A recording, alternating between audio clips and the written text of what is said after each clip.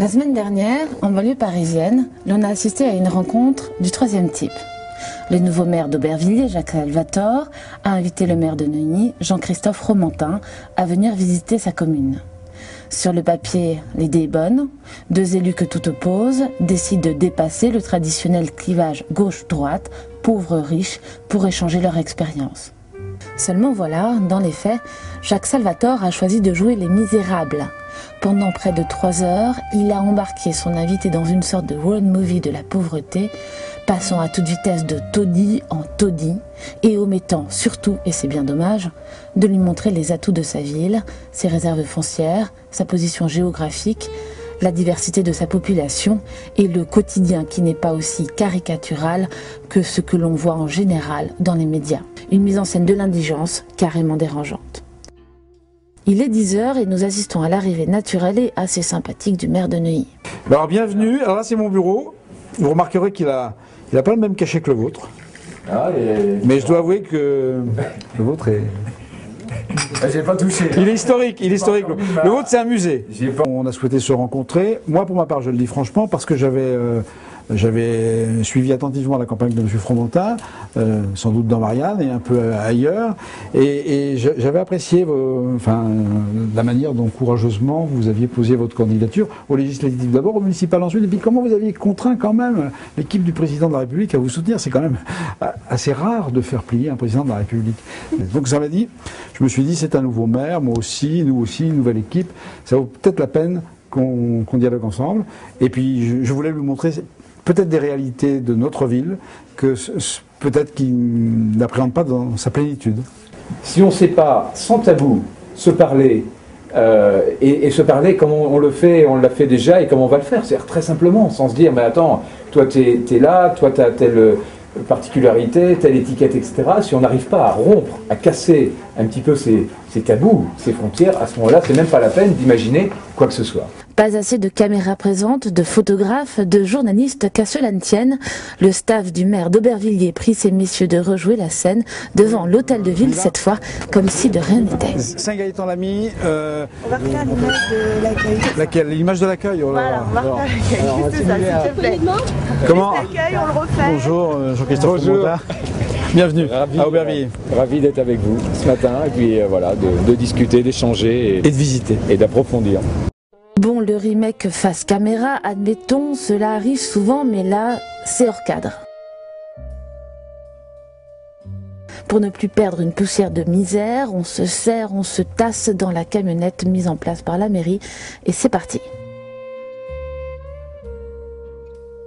Premier taudis, en passe d'être démoli, ici tous les habitants seront normalement relogés par la préfecture et la municipalité.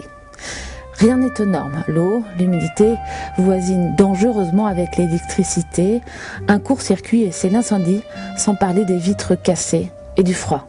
Mais cela, les élus ne le verront pas le temps. On serre la main et l'on s'en va, après avoir laissé les caméras violer l'intimité de gens qui n'étaient pas préparés à recevoir une visite aussi gênante. L'on sait qu'à cette occasion, le maire d'Aubervilliers souhaite réclamer une solidarité à l'échelle régionale en matière de logement et d'hébergement d'urgence.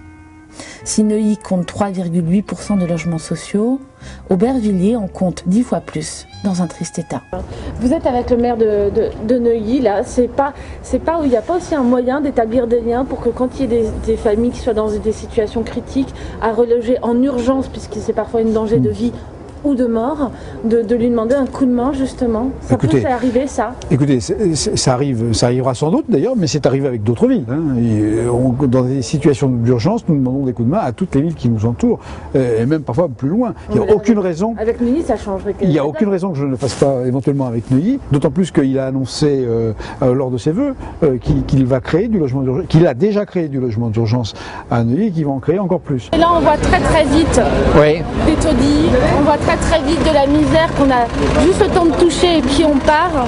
C'est pas très agréable pour vous de voir tout ça dans ces conditions-là? Bon, moi ce qui m'interpelle, c'est ce qui est fondamental dans un engagement politique, c'est que notre priorité, ça doit être l'être humain. Et c'est la dignité des gens. Et il n'y a pas besoin de passer des heures non plus. On comprend, on voit. Et voilà, c'est un premier contact, mais à nous de construire aussi des idées et des solutions par rapport à ça. Et peut-être que aussi par la communication qu'il y a autour d'une rencontre comme ça, on peut expliquer aussi aux uns et aux autres, à nos populations respectives, qu'on n'est pas dans des segments fermés, on est dans des périmètres ouverts et que c'est dans l'échange qu'on trouvera aussi des solutions. Mais ces images-là, vous les avez déjà vues?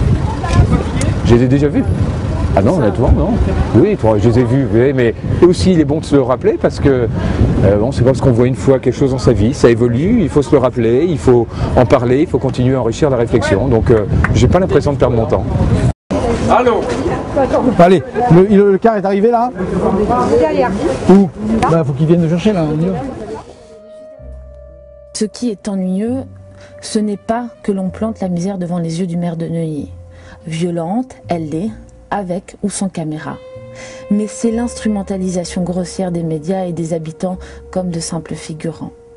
Car la visite va continuer sur un rythme tout aussi soutenu, d'un habitat insalubre à l'autre. Nous sommes aspirés, baladés ailleurs pour voir un autre visage, mais toujours la même misère.